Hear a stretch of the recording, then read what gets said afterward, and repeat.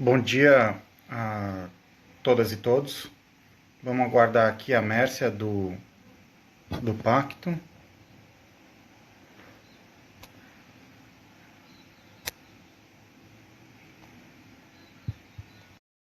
eu ver se estou fazendo certo.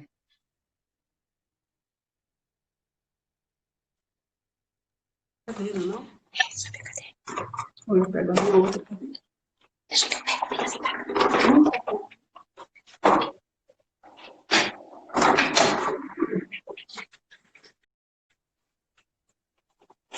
Cheguei. Todos. Hoje a gente vai fazer uma live sobre de trabalho no mundo rural e a pandemia. E a gente está com a Mércia, diretora do Instituto do Pacto Nacional pela Erradicação do Trabalho Escravo no Brasil. Mércia, você me escuta? Sua imagem está, para mim, está carregando ainda. Eu te escuto muito bem. Bom dia. Obrigada pelo convite. Você me escuta?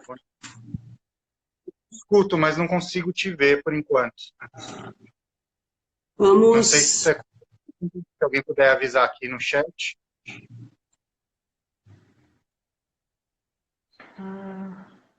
Uma atualização aqui. Às vezes é lá que não entrou ainda, mas aqui tá tudo normal. Tem uma imagem. Como é que você tá? Não dá muito. Já vamos. Você sabe como é. Dizendo aqui que realmente não está aparecendo.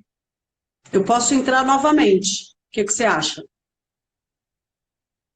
Pode ser, vamos lá. Como é que eu saio daqui? Aqui? É. Saí.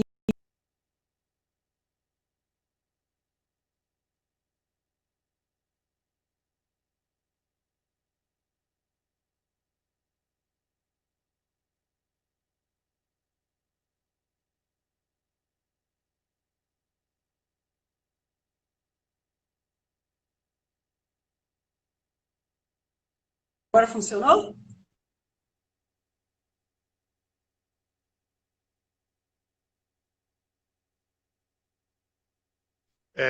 Acho que está acontecendo o mesmo problema. Você está no computador ou no celular, Messi? Acho que é melhor estar no celular, hein?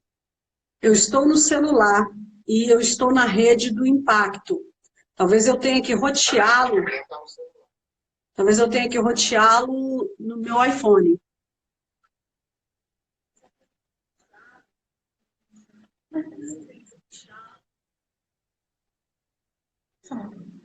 Pra você aparecer. Ah, pra ele que não aparece. Não tem como entrar no meu aqui? Vamos tentar uma outra estratégia. Vamos entrar no meu celular, que tem uma...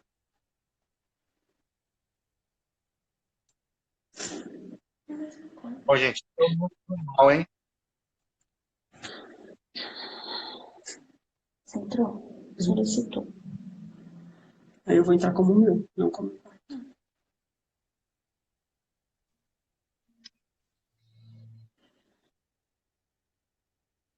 Se dá.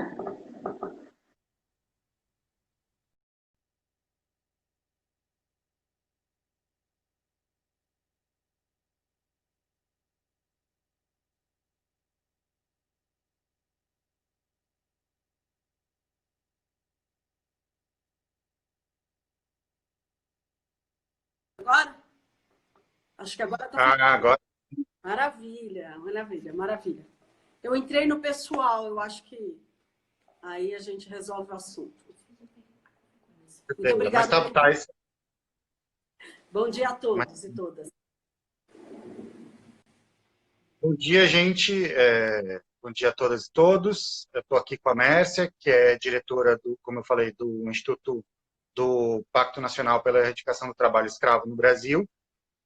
E hoje a gente vai fazer um bate-papo sobre condições de trabalho, principalmente no mundo rural, com relação à pandemia,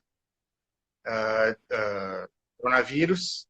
E eu queria, começando pedindo para a Mércia apresentar um pouquinho o pacto, se apresentar, claro, e também falar um pouco para a gente sobre trabalho escravo moderno né? E qual que é o conceito de trabalho escravo moderno, para a gente balizar aqui a nossa conversa, e também quais que são, digamos, os interesses divergentes que questionam esse conceito. Mércia, por favor. Obrigada.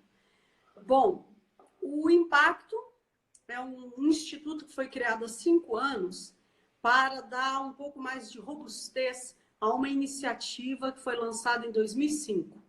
Então é bom que a gente pense assim, 2005 o Brasil estava como uma grande potência, o país emergente, né, pulsante, e o empresariado, àquela época, estava interessado em inovar, em trazer responsabilidade social para a sua cadeia, produzir coisas inovadoras. E em 1995, o governo brasileiro, na época era Fernando Henrique Cardoso, ele assume que o Brasil tinha o desafio de ter trabalho escravo, discriminação racial. Em 1995, pela primeira vez, o governo brasileiro assume que tinha esses 2 problemas, trabalho infantil, discriminação de gênero. Só a partir de 1995 que o governo começa, então, a implementar políticas públicas de combate ao trabalho escravo.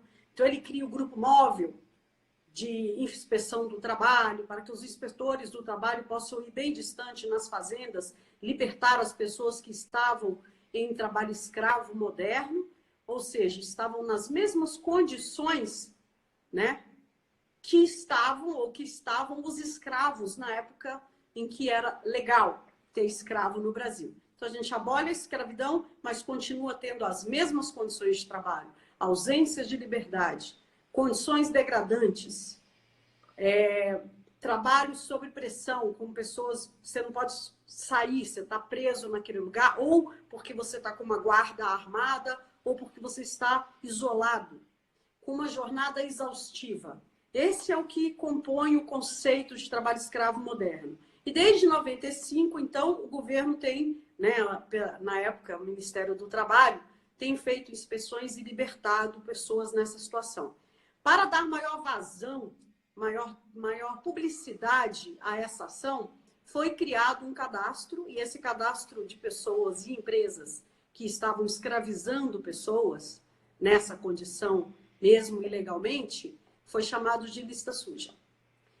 E essa lista suja começa a ser divulgada, e em 2005 foi lançado um pacto nacional pela erradicação do trabalho escravo entre empresas que tinham como papel consultar a lista suja antes de fazer negócios.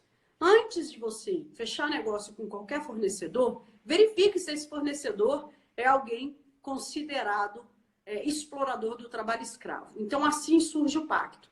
Só que aí muitas empresas começaram a pedir mais e mais informações, o que é o trabalho moderno, nossa, está em tudo quanto é lugar, e como é que eu faço para resolver esse assunto na minha cadeia produtiva? Foi a partir daí que eles criaram esse instituto, para conseguir dar maior atenção, se dedicar mais a compreender o fenômeno, se dedicar mais a achar metodologias e estratégias, então, de combater o trabalho escravo em cadeias produtivas.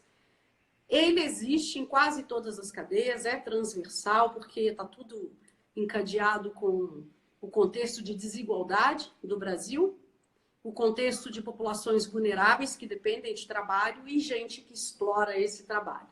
Então, o meu papel, né, o papel do Impacto é ajudar a sociedade civil, ajudar o governo e ajudar empresas que queiram combater esse trabalho. E eu vim parar nisso porque eu sou cientista social e durante 15 anos eu estudei e trabalhei investigando multinacionais com relação às convenções da OIT e me tornei especialista em discriminação de gênero e raça no mercado de trabalho. Então, me convidaram para incorporar esse tema de trabalho escravo em cadeias produtivas e eu estou, então, liderando o Impacto nesse momento. É um overview de como a gente surge e o que a gente faz. Maravilha, obrigado, Mércia. Eu acho que o Pacto teve um papel importante, né? Ali no começo dos anos 2000, realmente foi uma inovação que a OIT reconheceu, divulgou e usou de exemplo para o resto do mundo, né? De uma iniciativa importante a ser seguida. para tentar erradicar a escravidão de uma vez por todas. Mas, infelizmente, o que a gente vê hoje são diversas tentativas de enfraquecer essa governança que se criou no Brasil para tentar erradicar a escravidão moderna, que a gente chama.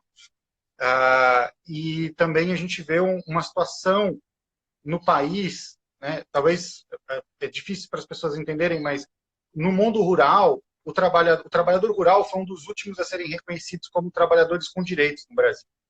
E a gente não está falando isso de 1889, 1888, a gente está falando da década de 70. A primeira lei que regula o trabalho rural no Brasil é da década de 70. Os trabalhadores rurais só passaram a ter o mesmo direito de aposentadoria dos outros trabalhadores, as mesmas condições, na Constituição de 88. Então, é um grupo, né, que é vulnerável e que é pouco reconhecido pelo Estado e pelas políticas públicas. Então, os direitos no campo sempre chegam depois. Não é à toa que a gente vê essa situação. E você falou uma coisa muito interessante, que é esse foco no racismo, né? Porque quando a gente vê o perfil dos trabalhadores rurais, a gente vê que a maioria são negros, que são afrodescendentes, então que as coisas estão relacionadas. Dentro desse trabalho que o Impacto faz, dentro dessa sua trajetória de trabalho, Mércia, como é que vocês têm lidado com essa questão do racismo institucionalizado no Brasil e principalmente como ele permeia as relações de trabalho no campo? Ótimo. Dentro do conceito de trabalho escravo moderno, né, contemporâneo, o conceito brasileiro, ele incorpora essa noção de jornada exaustiva, condição degradante, trabalho forçado e servidão por dívida. E ele tem outros parágrafos. Eu não sou advogada, então eu vou chamar de parágrafo, mas pode ser inciso, pode ser qualquer outro nome. Enfim, ele tem agravantes. E um dos agravantes é, se aquela escravidão também se incorporar ou se caracterizar por condições relacionadas a racismo, a multa é maior, o crime é maior. Então, o artigo 149 do Código Civil já pede um olhar para a cor das pessoas. O problema, ou a etnia, o problema é que o dado coletado não levava isso em consideração. Então, um dos papéis, em termos do impacto, é melhorar a política pública. Então, eu, pela minha experiência, e porque eu estou nesse lugar, sempre brigo com os procuradores, com o Ministério Público, com o Ministério do Trabalho. Eu quero a cor, eu quero o dado de cor, porque eu quero provar que o racismo continua operando quando vocês estão libertando as pessoas. Porque aí a gente consegue dar uma responsabilização maior. Você disse uma coisa importante. Recentemente, o Brasil está tendo uma reação maior contra as políticas de combate ao trabalho escravo. O que era consenso, vamos erradicar o trabalho escravo, agora virou um negócio assim, peraí, mas não é bem assim. Por quê?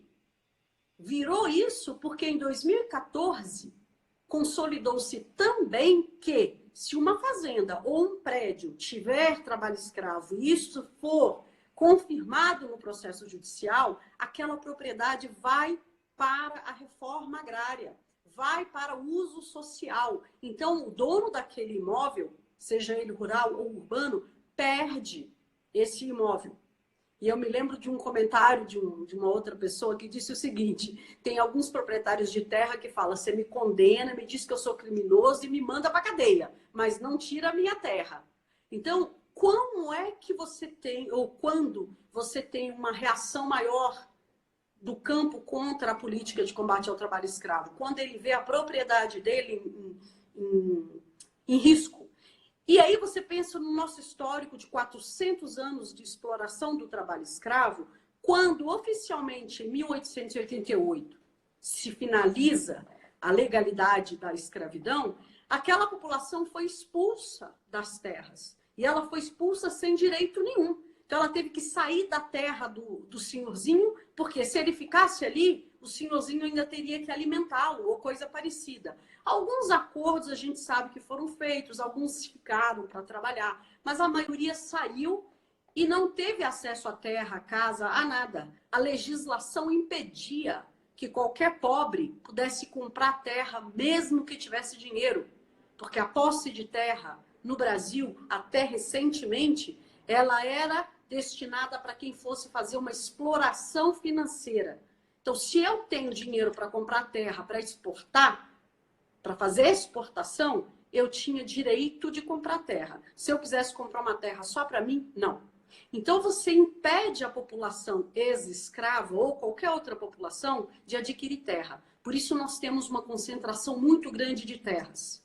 Se você tem concentração de terra na mão de poucas pessoas, geralmente de origem branca, e aí você tem no entorno contingente de populações que precisa trabalhar, geralmente pobres e geralmente afrodescendentes, você então junta uma vulnerabilidade de uma população com a oportunidade de exploração da outra. Então essas coisas andam casadas, sim.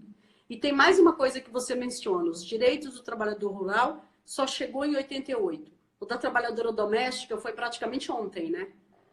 Ainda hoje a gente discute que elas tiveram carteira assinada. Na nossa geração, a gente viu isso enquanto adultos. A gente viu a reação. Então, essa população, geralmente afrodescendente, tem o seu direito enquanto trabalhador muito reconhecido muito recentemente. Aí tem todo um trabalho, né, de mudança cultural de como é que você lida e como é que você trata. E se você pensar que a inspeção do trabalho não pode entrar na casa das pessoas, ela só pode entrar em instituições, fazendas ou fábricas, o trabalho moderno, o trabalho escravo moderno de domésticas ainda é um grande mistério.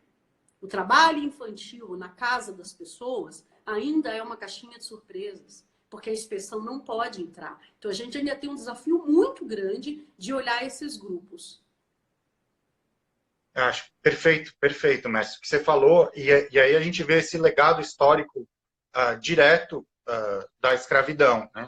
Então, você pega públicos que eram chave para a construção do Brasil durante a escravidão, o trabalhador rural, o trabalhador, e principalmente a trabalhadora doméstica, né? Que só foram ter seus direitos plenamente reconhecidos no final do século XX, né?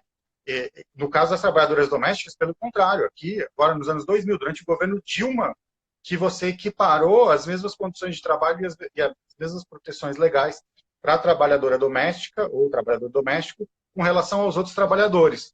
Nos anos 90, durante o governo do Fernando Henrique, se criou uma proteção, mas era um regime separado e com menos garantias, né? Então, de fato, você criando categorias e dizendo que essas pessoas são menos e, por isso, tem menos proteções e direitos como trabalhadores. É um legado terrível, né? E quando a gente fala do racismo estrutural no Brasil, institucionalizado, aí, ele permeia as políticas públicas, né? Então, tenho certeza não, mas se supõe que durante os anos 90, quando se criou o regime de trabalho doméstico, que ainda não era equiparado à CLT, havia boa intenção, mas o que permeava ali era um racismo institucionalizado, porque você cristalizou uma condição desigual de trabalho para essas pessoas. Exatamente. E voltando para o mundo rural, é impressionante como o trabalho escravo ele está baseado, como você falou, o trabalho escravo moderno, num dos conceitos que é a condição degradante de trabalho, né? E é impressionante como a sociedade como um todo, nós do mundo urbano, a gente vê o trabalho rural como um trabalho muito físico e o trabalhador rural como se ele aguentasse o trabalho físico, né? Porque a gente fala em condições degradantes, eu vou querer que você explique um pouco mais o que são condições degradantes de trabalho no mundo rural, principalmente. Mas chegou um estudo para nós sobre cortadores de cana no estado de São Paulo e por meio, inclusive, dos incentivos e pagamento de bônus, você tem trabalhadores de cana que chegam a cortar 12 toneladas por dia. 12 toneladas por dia. Isso são pessoas que andam quase 8 quilômetros para cortar essa cana, que dão mais de 130 mil golpes de facão num dia, né? Ou seja, são como se fossem esses atletas de corrida, dessas corridas malucas, extremas, que chegam a morrer, mas todo dia. Todo dia. São pessoas que trabalham. E essas são as condições que muitas vezes são legalizadas, regulares, com proteção, né, com água, com tudo, e o nível de esforço já é desse tamanho. Então, imagine quem ainda se encontra em condições degradantes. Conta pra gente um pouco o que é que a gente vê no mundo rural em termos de condições degradantes de trabalho e como se caracteriza. É difícil explicar. Eu estive em Berlim e eu precisava explicar o conceito brasileiro, que é um pouco diferente. E eu estava falando com vários ministros de Estado da Comunidade Europeia. Era o ministro mesmo, era o ministro do Trabalho, o ministro da Economia. E eu falei, como é que eu explico para essas pessoas? Então, eu quero convidar toda a sua audiência. Levanta a mão bem alto, levanta a sua mão direita bem alto e segura ela aí, enquanto eu explico o que é degradância. A degradância é você ir dormir 11 da noite, num colchão, quando tem colchão, ou num chão frio, ou num chão quente, ou no chão de terra, e você teve para comer apenas alguma sopa, sem carne, sem nada, ou uma comida, se é que foi servido comida para você. Você deitou, dormiu, acordou às 4 da manhã, se teve café foi muito, né? E você então vai para a sua jornada de trabalho. E você trabalha, como você bem disse, cortando cana de 7 da manhã até 5 da tarde. Você parou para almoçar, sim, te deixaram parar para almoçar. Num sol quente, sentado no chão, ou em qualquer outro lugar que você conseguiu achar alguma sombra, ou no canavial, que geralmente não vai ter nenhuma árvorezinha, você sentado ali para comer a sua marmita. Tá todo mundo com o braço levantado aí, né? Eu tô com o meu aqui, hein? Não abaixa o seu, não. E aí você comeu o seu almocinho rapidinho, né? Porque a nova legislação diz agora que é de 30 minutos, para que 1 hora para almoçar, certo? Você vai ficar fazendo o quê nos outros 30 minutos? E a comida é ruim. É uma comida que pode estar estragada. É o resto do resto do resto. Ou, às vezes, você trouxe de casa e ela azedou. Porque você não está tendo um refrigerador para guardar para depois esquentar. Então, essa é a comida que você comeu. E aí, ela não é rica em proteínas, ela não é rica em carboidrato, ela não é rica em vitaminas. O seu corpo, então, não recupera o que você gastou de manhã, desde 7. E você continua trabalhando até as 17. Naquele mesmo tanto. Eu quero saber quem é que o braço já está assim dormente, doendo. Quantos minutos eu expliquei? 2. Isso é condição degradante. Dói o seu braço ficar levantado. Corta a cana. Recolhe café. Faça esse movimento 12 horas por dia. Faça o movimento de abaixar uma caixa 12 horas por dia dentro de uma fábrica que faz aquela caixinha que vem os ovos. Sabe a caixinha que vem os ovos? Ela sai da máquina, as pessoas pegam uma por uma, enfiam e tem que bater a mão. Enfiam e tem que bater a mão. Faça isso ininterruptamente por 8 horas. Eu lembro de um diretor de empresa que as pessoas estavam com ler, isso oficial, tá? E aí perguntaram para ele assim, mas por que metade da sua força de trabalho está com ler? Ah, é porque elas andam no ônibus segurando. Veja que interessante. Olha onde ele foi colocar a causa da ler. Então, o trabalhador rural, ele trabalha muito. É um trabalho forte, certo? E em alguns casos, essa conversa de que é um trabalhador que não tem qualificação. Ok. Coloca eu e você, Gustavo, da Oxfam, Mércia, do Impacto, nós dois, eu fiz USP, eu não sei o que você fez, coloca a gente lá para colher café. Você vai ver o que é estrago que nós vamos fazer no pé de café. Por quê? Porque a gente não tem experiência para colher de café. Nós vamos perder o café, nós vamos estragar o café. Certo? Então, o trabalhador rural é altamente qualificado. Não é qualquer um que pega o trabalho e faz de um dia para o outro. E isso acontece em várias culturas. Você pega a carnaúba. A carnaúba é uma palmeira. E você tem que cortar ela de tal forma que você não pode cortar uma coisa que eles chamam o olho da palmeira. Que se você cortar ela, você mata o pé inteiro. Então, portanto, o cortador de palmeira e o que coleta a palmeira que cai no chão é altamente qualificado. Mas eles são todos tratados como trabalhadores sem qualificação. Portanto, eu pago qualquer coisa. É essa a decadência. Você paga mal, você alimenta mal e você oferece péssimas condições para que o corpo se recupere. Então não tem a ver com a jornada apenas. Porque eu já passei horas a fio escrevendo os meus artigos. Depois eu fui dormir. E no outro dia eu tomei um café, comi, acordei, meu corpo se recuperou. Então não é a gente falar que eu trabalho muito. Todo mundo trabalha muito. A diferença é a sua capacidade de fazer essa escolha, o quanto você ganha por isso e se o seu corpo é capaz de recuperar. Os trabalhadores em condições análogas à escrava, eles não têm condições de recuperar fisicamente. E qual é a diferença desse trabalhador para aquele que estava dentro do regime de escravidão? Lá atrás, aquele trabalhador ele era melhor tratado, porque ele era considerado parte do patrimônio da fazenda. Se ele morresse, era prejuízo. O trabalhador de hoje, se ele morrer, amanhã tem outro. É por isso que a gente briga. Fique atento de com quem você compre. Se você está fazendo negócio com alguém que está explorando o trabalho escravo, você é responsável solidariamente por isso. Então, o meu esforço é conseguir mostrar para as empresas esse risco e mostrar que elas têm que colocar remédios, que elas têm que fazer auditoria, têm que visitar, têm que treinar essas pessoas, têm que tirar esse médio e pequeno empresário de qualquer área desse lugar de explorar o outro. E o olhar desse explorador é um olhar racista, é um olhar sexista. E quando a gente fala de racismo, o Gustavo, é importante entender o que é racismo. O racismo não é só a cor da pele. O racismo é a noção de hierarquia, de que um é melhor que o outro. E qualquer um que tem essa noção se encaixa. Eu posso, inclusive, achar que eu sou inferior, porque eu também sou racista e acho que aquele outro é melhor do que eu. E aí eu vou achar que alguém é pior do que eu. Então, racismo é a estrutura hierárquica de melhor ou pior.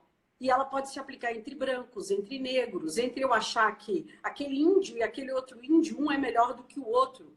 Então, a gente consegue identificar racismo independente de ser cor da pele ou essa etnia. O racismo é a péssima noção de que um se sente superior ao outro. E ela adoece todo mundo. Ela adoece o branco, que acha que ele é superior e ele quer um tratamento melhor. E quando ele não tem, ele entra em depressão. Tem brancos que vai morar na Europa e ele não é tratado como rei e ele fica em choque. Ele está esperando ser tratado com superioridade. Então, o racismo adoece todo mundo, porque ele cria essa noção de hierarquia. Então, quando as pessoas dizem assim, tem preto também que é racista, não, a sociedade está doente. E todas elas se reproduzem em todos os lugares. A gente tem que curar essa doença de qualquer forma. Não adianta culpar um ou outro. É uma relação. Essa relação de poder precisa ser enfrentada. Excelente. Excelente, é isso mesmo. E dentro desse cenário que você descreveu, Mércia, né, dessa relação de poder desigual permeada pelo racismo e o sexismo no mundo rural, aí chega uma pandemia dessas, né? Chega a crise do coronavírus, e aí você tem uma situação onde o trabalhador rural, ele, como você descreveu, é sim um trabalhador super qualificado e que precisa ter muito cuidado no seu trabalho, né? Porém, é um trabalhador que faz esforços físicos descomunais, né? E que muitas vezes não está trabalhando dentro de boas condições. Então, como que vocês estão vendo e estão tentando abordar a chegada da pandemia, né? E as preocupações e os cuidados que se devem ter para evitar que a gente exacerbe esse cenário e que a gente aumente, né, os problemas e com isso se criem mais violações de direitos, né? Você também tocou nesse ponto da responsabilidade solidária, né, que é um conceito jurídico brasileiro, onde uma parte econômica ela é sim responsável pelo que acontece na sua cadeia produtiva, com aqueles atores com quem ela tem relações econômicas e comerciais, e também dentro desse cenário de coronavírus, de piora aí das condições de trabalho rural, versus essa responsabilidade das grandes empresas que, enfim, usam esses produtos rurais. Enfim, como você trouxe, essa pandemia é uma novidade para todo mundo. Tá? Todo mundo tem que aprender com ela. Aprender o que é, aprender a evitar. Tem uma coisa importante que eu vou usar um ditado que sempre era dito, né? Ah, em briga de marido e mulher não se mete a colher. Pois agora a gente está dizendo que não pode ter violência doméstica, portanto, todo mundo precisa atuar contra. Até um tempo atrás, as empresas se justificavam dizendo isso. Não, eu cuido do meu pedaço. Eu não posso interferir na gestão do meu fornecedor. Eu não posso chegar para o meu fornecedor e dizer como ele tem que trabalhar. Pois agora sim, ele vai ter que chegar para o fornecedor e dizer como você vai ter que tratar os seus trabalhadores. Porque não é só uma legislação brasileira. O Brasil inovou quando a gente começou a mexer com isso lá atrás. Mas o mundo está correndo atrás. 2014 tem uma legislação na Califórnia, 2014 a Inglaterra lança, 2017 a França, 2018 a Austrália. Eles já estão falando que não querem que entre produto no seu país com trabalho escravo e já está pedindo de forma legal, responsabilizando as empresas para que elas apresentem o remédio. E aí é interessante, porque essa nova legislação ela já parte do pressuposto que o problema está lá. Olha, o problema está lá. Me prova que você está fazendo algo para que não esteja no seu produto. É uma inversão do ônus da prova, certo? Não basta dizer que eu não tenho. Agora você vai ter que meter a colher. E o que significa meter a colher? Significa criar novos treinamentos. E como é que a Covid vem com isso? Antes você tinha, vou pensar em trabalhador escravo. Uma das características grandes que a gente via no meio rural, das qualificações de uma situação de trabalho escravo, era que o alojamento era entupido. Não havia alojamento suficiente que respeitasse a privacidade, que a pessoa pudesse ter a sua cama, ou que estivesse realmente em condições dignas para dormir. Isso era o desafio existente em alguns lugares no campo com relação ao trabalho escravo. Os trabalhadores dormiam junto com os porcos, bebiam água dos porcos. Esse era aquele extremo. O que a gente está vendo hoje? Pela Covid, mesmo aqueles que tinham condições, que a cama estava com 1 metro de distância, vai ter que melhorar a distância, vai ter que diminuir a quantidade de pessoas por alojamento, vai ter que fazer alojamentos como se fosse de campana, do exército, vai ter que distribuir os trabalhadores na linha de colheita com espaçamento. Então, o que a gente convidou, e as empresas, algumas, claro, estão fazendo, as que estão dentro do pacto, estão se reunindo e estão pensando em estratégias, criando novos protocolos. E aí você tem um desafio, não tem máscara. A máscara de pano é suficiente? Não existe. Nós vimos isso em todos os lugares do mundo. A ausência de um equipamento que poderia proteger, visto que é uma doença que vem de forma respiratória. Então, todas as empresas que a gente tem conversado têm tentado adotar e passar na sua linha de cadeia de suprimento informações e protocolos de segurança. Obrigatoriedade de oferecer o gel, de ter mais espaços para lavar a mão, de diminuir a linha de colheita, de dar espaçamento, de criar, por exemplo, um sistema de rodízio, né? Eu preciso que o produto está ali, ele precisa ser recolhido. Vamos ter, senão ele se perde. Então você faz, sei lá, 24 horas. Se você puder colocar luz, você põe um turno de manhã e um turno à noite. Enfim, a gente está estudando de todas as formas possíveis. A informação está tentando chegar. E aí a gente tem também outros desafios, né? Como é que o poder público está ajudando ou atrapalhando? Porque você tem um movimento migratório em alguns setores, né?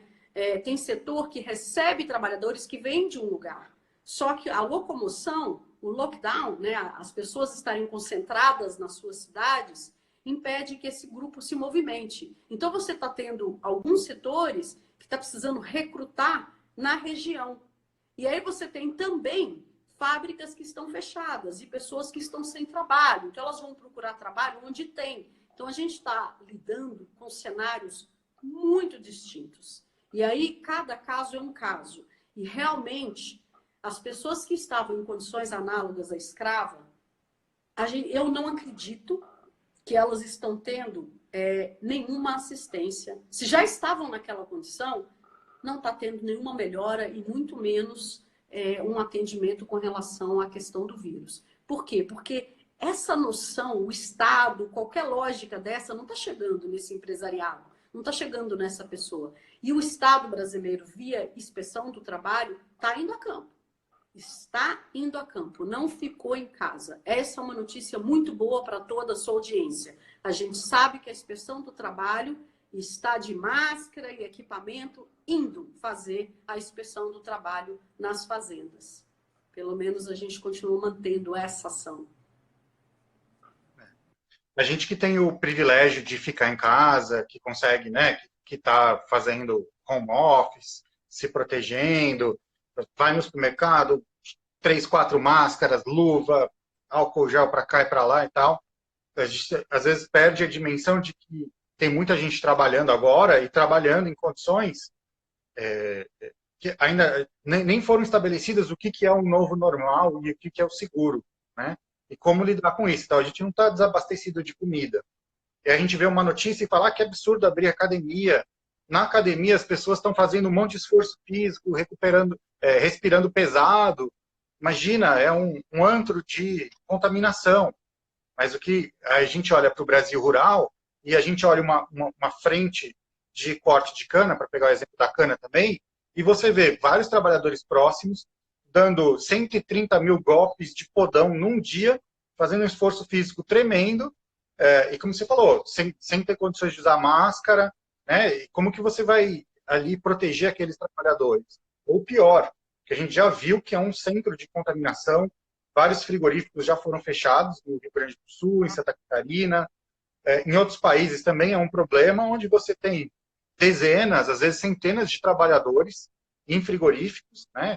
Seja para frango, porco, carne bovina, e trabalhando num ambiente fechado, com o ar gelado sendo reciclado, um vento fortíssimo que recicla esse ar e empurra. Então, é assim, e você não tem muito como resolver. Como que você resolve? Não pode abrir, né? O ar não circula ali dentro. Então, como que a gente compra o nosso frango e, ao mesmo tempo, você protege esses trabalhadores? São contradições e desafios que têm que ser lidados.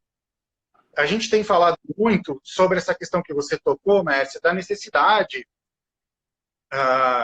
das empresas da ponta se envolverem, né? E se envolverem cada vez mais. Então, não é óbvio como vai ser o novo normal no mundo rural. Mas uma coisa está clara, se nada for feito, os problemas e as violações de direitos vão se exacerbar, né? A pandemia ela não vem no sentido de resolver, ela vem no sentido de tornar mais difícil o controle, né? E tornar mais complicada a garantia de direitos.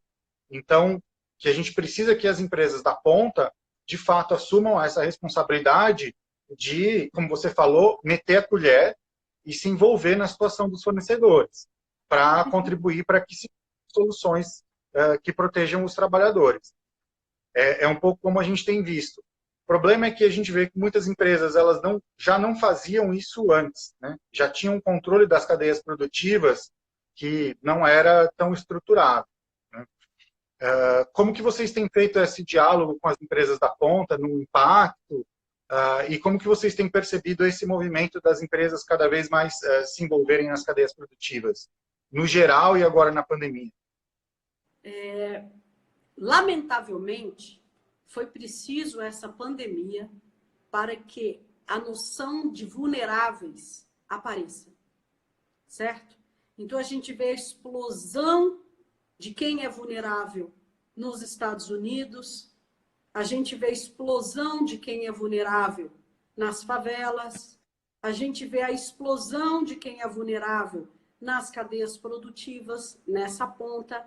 Então, eu acho, na minha percepção, que essa evidência do desafio não vai mais poder passar sem virar política pública e política de empresa, certo? Então, eu tenho a esperança que esse desafio desse tamanho vai gerar uma política ampla.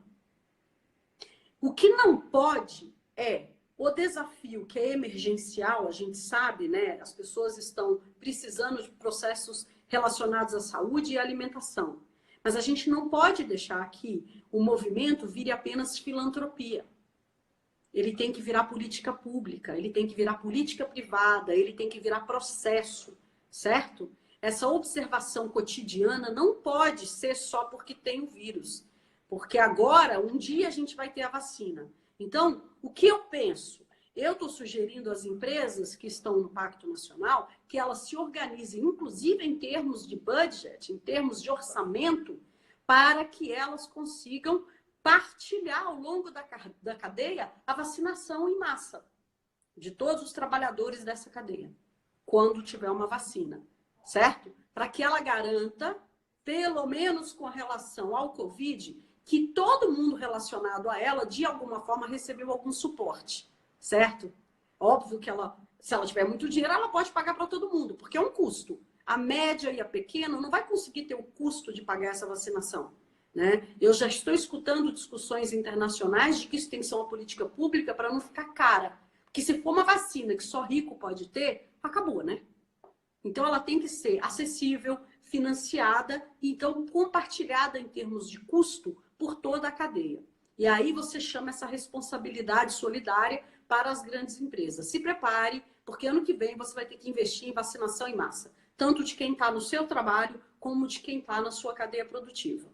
Para que você consiga fazer isso. Ah, mas o meu fornecedor também é o fornecedor do outro. Ótimo, vamos fazer conjuntamente. Vamos fazer setorialmente, conjuntamente. E aí, nesse sentido, vale o convite para as associações setoriais. Quem tem que liderar esse sistema? Associações setoriais. Não é uma empresa, é a associação inteira que tem que fazer essa negociação.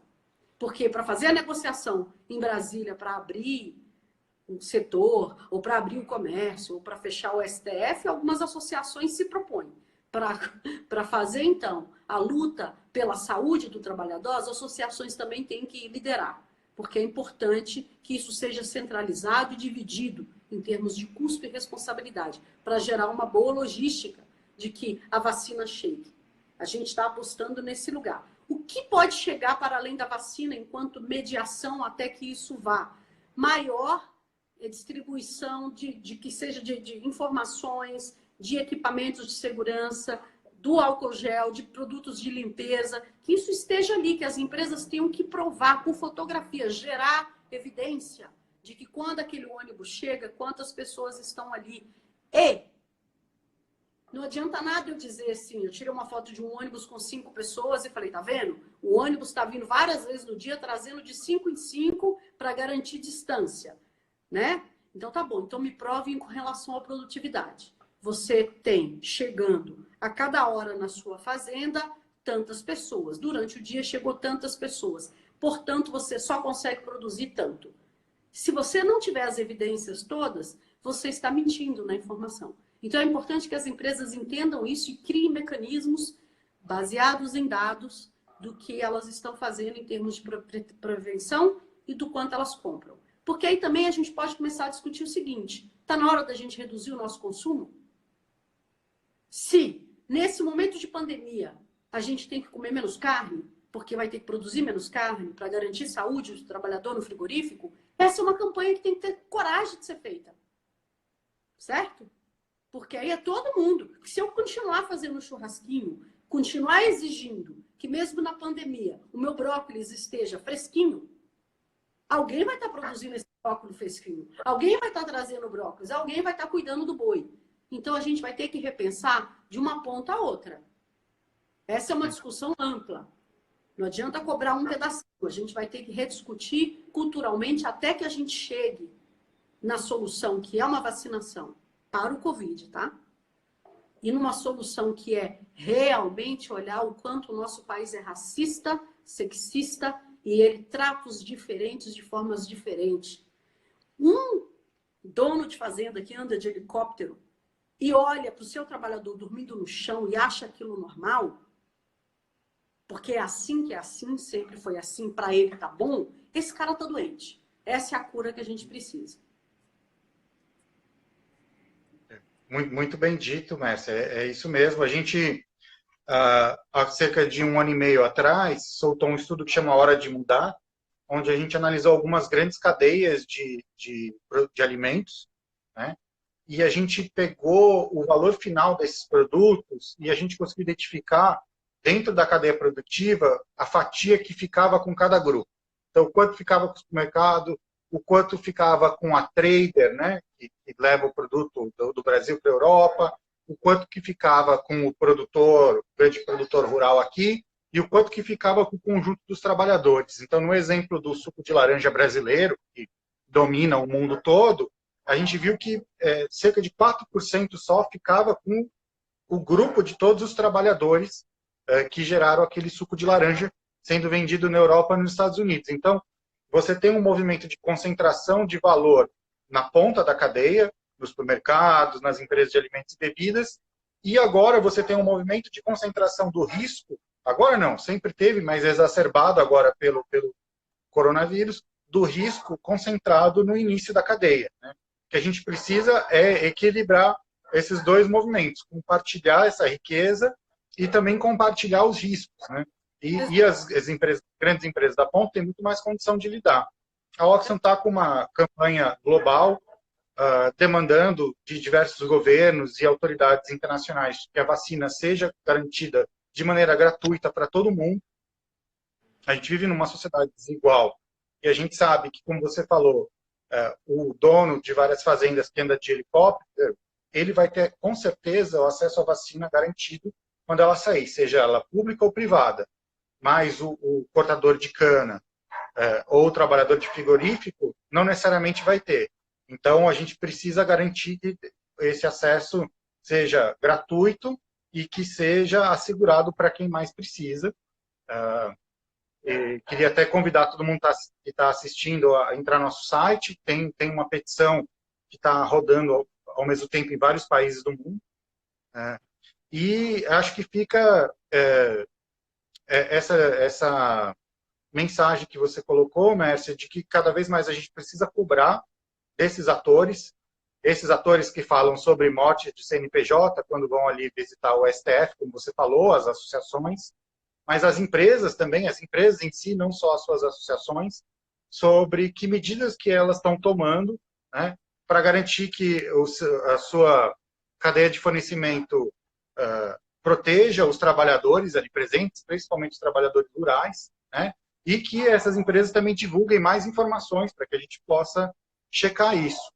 Exato. A gente está chegando no nosso horário, Mércia, eu queria pedir para você fazer mandar um recado e fazer uma fala final para a gente. Senão o Instagram nos derruba daqui a pouco. Tá bom. Não, é importante, assim, o impacto está aberto para qualquer empresa que queira buscar informações, como é que a gente faz, como é que a gente ajuda, pode ligar, entra no nosso site, a gente está aqui para ajudar mesmo as empresas a combater o trabalho escravo, a combater o trabalho infantil, e assim, a gente não poupa esforços para tentar achar solução, porque cada caso é um caso, né? Tem desafio de logística, desafio de onde está. Então, esse é o convite. E sim, as empresas têm feito, mas elas não conseguem divulgar muito bem porque demora, tem um delay. Há um medo de implementar alguma coisa, não ver o resultado ainda e já divulgar ele. Então, assim, a gente está negociando com as empresas que falem, mostre o que vocês estão fazendo e apostem no resultado. Mas você não tem o resultado agora, porque está acontecendo, né? Agora, tem um dado interessante. O café no mundo movimenta 2 bilhões de dólares. Sabe quanto fica nos países produtores? 200 mil dólares. Ou seja, o racismo institucional e institucionalizado no mundo também afeta o valor do trabalho de cada um. Ou seja, o país produtor de commodity fica com muito pouco e tudo vai lá para a Europa, digamos assim, ou para os Estados Unidos, onde é industrializado. Continua essa lógica de desqualificar o que nós fazemos aqui. A gente precisa trabalhar esse entendimento. O dólar hoje vale quase R$5 ou mais de R$5. E nós trabalhamos o mesmo tanto, é o mesmo ser humano, não é?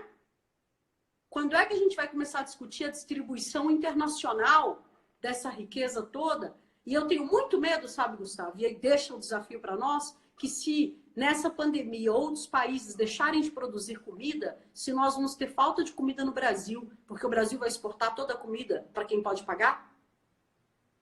Então, acho que a gente precisa se perguntar como a gente garante segurança alimentar aqui.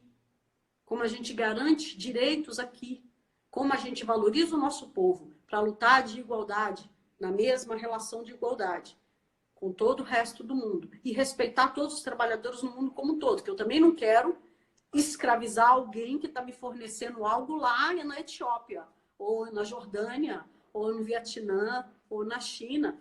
A gente precisa pensar num coletivo humanitário mesmo. Por isso é importante esse tecido conversar, a gente ter coragem de se olhar.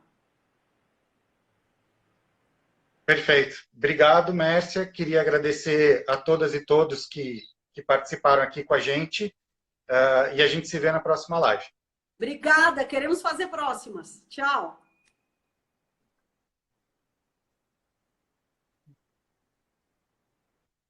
E aí eu não sei.